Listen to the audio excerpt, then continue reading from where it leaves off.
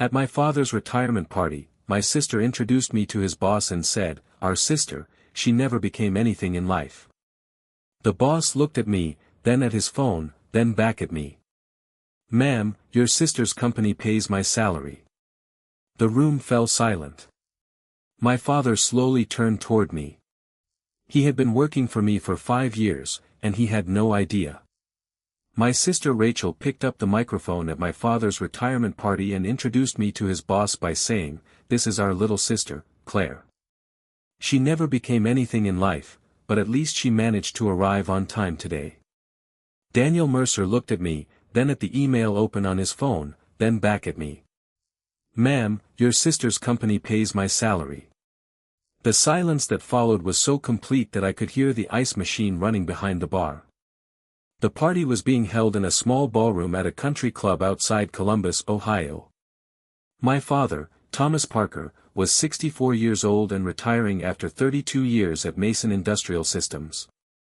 There were white tablecloths, navy blue balloons, framed photographs from different stages of his career, and a large sheet cake near the back wall. Someone had misspelled "congratulations" in blue icing. Rachel had complained about it 3 times before I arrived. I got there at 6:30.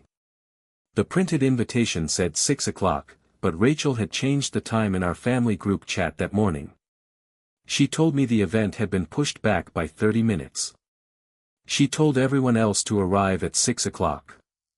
By the time I walked into the ballroom, most people already had drinks in their hands and the speeches were about to begin. My coffee was still sitting in the cup holder of my SUV. It had gone cold during the drive. My gas light had come on 2 exits before I reached the country club, and I had made a note to stop on the way home. Those were the details running through my mind when I entered the room, not because they mattered, but because the other details mattered too much. I understood almost immediately that Rachel had already assigned me a role for the evening. I was going to be the late, unsuccessful younger sister who showed up after everyone important had arrived. She was going to be the capable daughter who organized the party, managed the family, and kept everything running. My father saw me near the entrance and tried to smile. My mother, Linda, lifted one hand from her chair but did not stand up. Rachel was at the front of the room in a red dress, holding the microphone. She was 42, 4 years older than I was, and whenever she spoke in front of strangers, her voice became louder and more polished than usual. She said a few kind things about Dad. She talked about his loyalty, his work ethic, and the years he had spent leaving the house before sunrise. Then she invited his boss, Daniel Mercer, to come forward. Daniel was the president of Mason Industrial Systems, but he reported to my holding company, Alderist Group. I had founded Alderist 11 years earlier. I owned 61% of it and served as its chief executive. Daniel had worked with me for 8 years. He recognized me as soon as I entered the room. Our eyes met from across the ballroom. His expression changed for half a second, and I gave him a small shake of my head. I did not want him to announce who I was. It was my father's retirement party. I wanted the evening to remain about him. Rachel did not give either of us that option. "And now," she said into the microphone, "I should introduce Daniel to both the successful and unsuccessful branches of the family." A few people laughed, the uncomfortable kind of laughter people use when they're not sure whether something is a joke or an insult. Rachel introduced her husband, Mark, first. She talked about his job in commercial insurance. Then she mentioned her own event planning business, Everly Events, and described herself as an entrepreneur. After that, she extended one hand toward me. "And this is Claire. She started a lot of things and completed almost none of them. My little sister, she never really became anything." She smiled while saying it. That was Rachel's preferred method. She delivered cruel statements in a cheerful voice so that anyone who objected would appear overly sensitive. I stayed where I was. Dad's smile disappeared, but he did not stop her. Mom adjusted the napkin in her lap. Mark looked down at the floor. Daniel pulled out his phone. On the screen was an email I had sent him earlier that afternoon, concerning the final approval of my father's retirement bonus and pension transition. Daniel looked at Rachel. What did you say Claire does? Rachel laughed. Some kind of consulting from home, you know, one of those jobs nobody can really explain. Daniel looked directly at me. Claire Bennett, Alderist. Yes, I said. Then he looked at Rachel. Ma'am, your sister's company pays my salary. Mason Industrial Systems is part of her company. Rachel was still holding the microphone, but her fingers loosened around it. The speaker made a brief scraping sound. My father slowly turned toward me. What is he talking about? Alderist bought Mason 5 years ago, I said. I founded Alderist. Dad looked at Daniel. You work for her? Yes, sir, Daniel said. I report to Claire and the board. Dad turned back to me. You. I was an employee of Mason. I removed myself from every decision involving your position, compensation, performance reviews, and retirement. Rachel set the microphone on the nearest table. Why did you never tell us? I looked at her. You never asked. That wasn't completely true. Rachel had asked questions over the years, but she usually supplied the answer herself. Are you still doing that little consulting thing? Do you even have health insurance? Are you saving anything for retirement? Do you still work from your apartment? I always answered the same way, work is going fine. That was all Rachel wanted to hear. She didn't want details. She wanted confirmation that she was ahead of me. Dad tried to continue the party. Daniel gave his prepared speech. People applauded. The cake was cut. Someone played a slideshow of old photographs from the plant. But the mood had changed. People kept glancing at me. Some of Dad's coworkers came over to shake my hand. Others looked confused, as if they were trying to reconstruct 5 years of company history in their heads. My mother approached me near the dessert table. Was it really necessary for this to come out tonight? I did not reveal it. You could have stopped Daniel. I tried. Rachel was making a joke. I looked at my mother. Were you laughing? She did not answer. Near the end of the party, Dad came over to me. He was holding the box containing the retirement watch Mason had given him. 5 years, he asked. Yes. You've owned the company for 5 years. Alderist owned Mason for 5 years. He stared at the watch box. What about when the plant was supposed to close? 5 years earlier, Mason Industrial had been close to collapse. Its lenders wanted to break it apart and sell the equipment, contracts, and property separately. 318 jobs were at risk.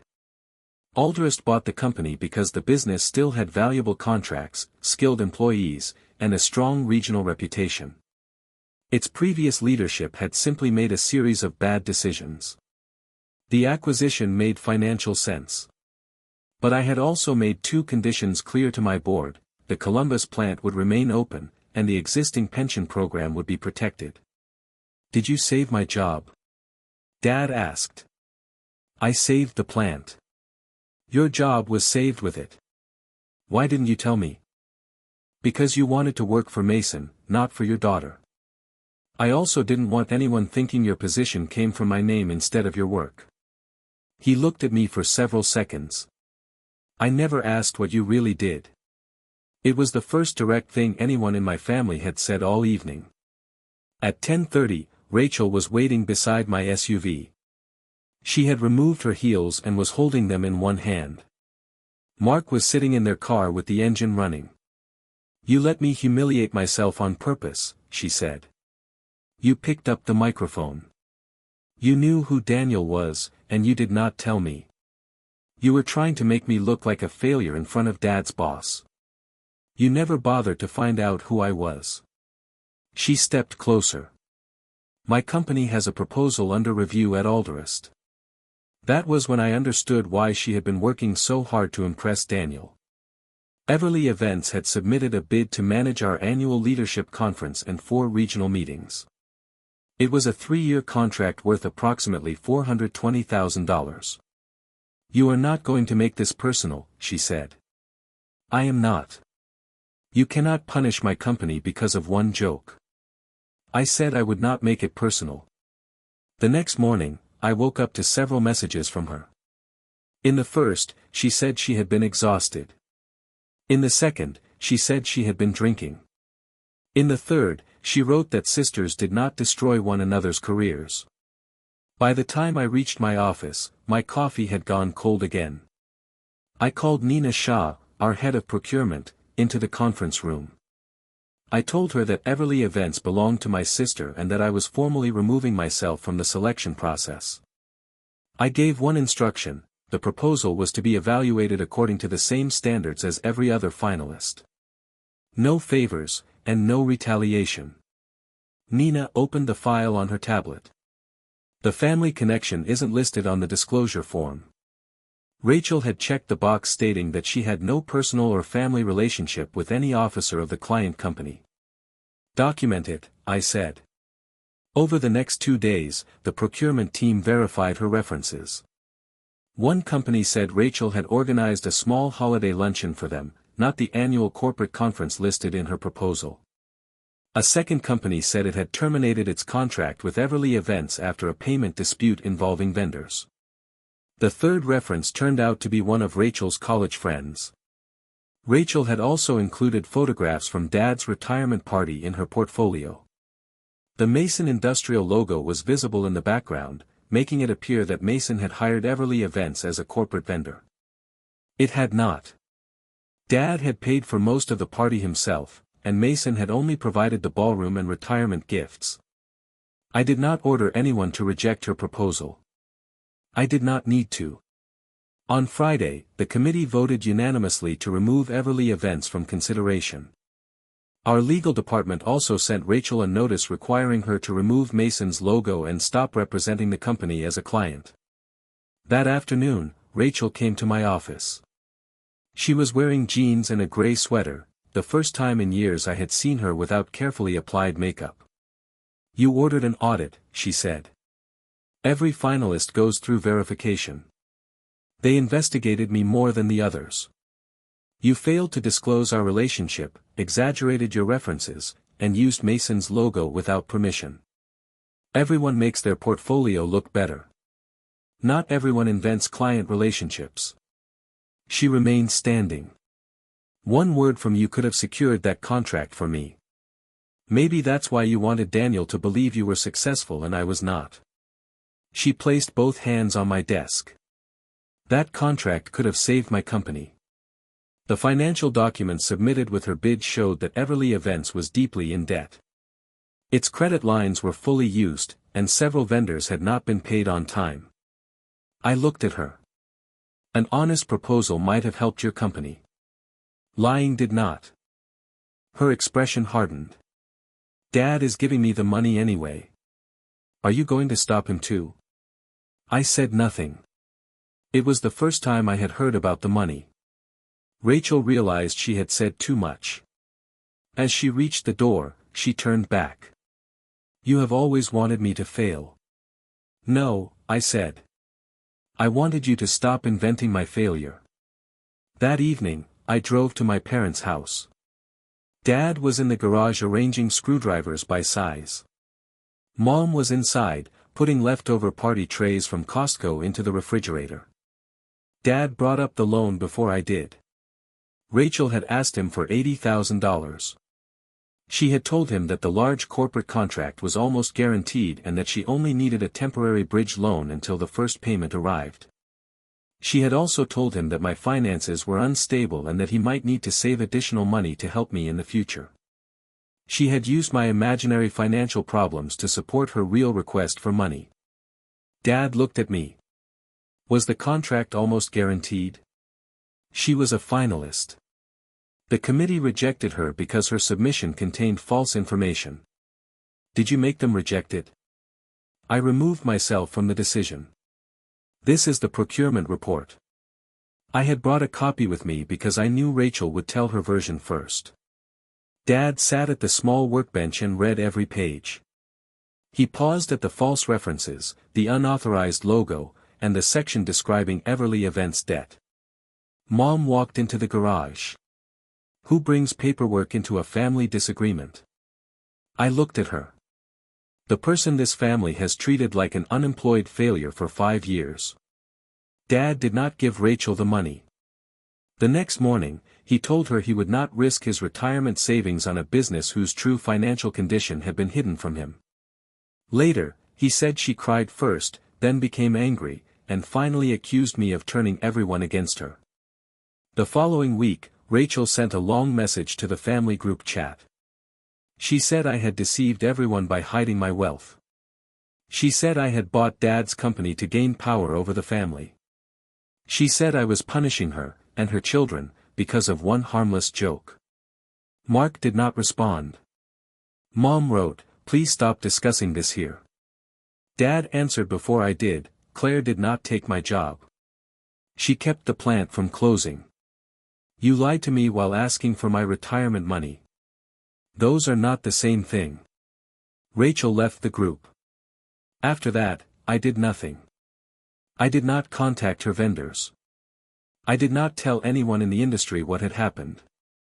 I did not share the video from the retirement party, even though 3 people sent it to me. I did not use Aldris to destroy her company. I simply refused to bend my company's rules for her. That was enough. Within 2 months, Everly Events gave up its rented office space. Rachel sold her Range Rover and began operating the business from home. Mark took a second job. They were not ruined. They were simply forced to live according to their actual income for the first time. Mom stayed angry with me for several weeks. Then one afternoon, while we were driving to Target, she apologized. She said she should have asked more questions. She said she should not have allowed Rachel to speak about me that way for so long. She did not mention Rachel's responsibility directly. I did not accept the apology, and I did not reject it. I listened. In March, Dad visited my office for the first time. He gave his name to the receptionist and waited like everyone else. I met him in the lobby and took him upstairs. He looked at the glass walls, the boardroom, and the city beyond the windows. He noticed the framed photographs from several Aldris acquisitions. One of them showed the Mason industrial plant shortly after we purchased it. On my desk was the same inexpensive blue pen I had used for years. Dad picked it up and set it back down. "So this is what you've really been doing?" "Yes. I should have been proud of you sooner." "You should have known what I did sooner," I said. "Pride comes after that." He nodded. It was not a perfect reconciliation. I did not need it to be. Rachel contacted me one final time in April. Her message contained only one sentence: "You destroyed my life." I left my phone on the desk for a long time before replying. Then I wrote, "No." I stopped carrying it. She never messaged me again. I did not block her number. There was no reason to. The silence belonged to her now.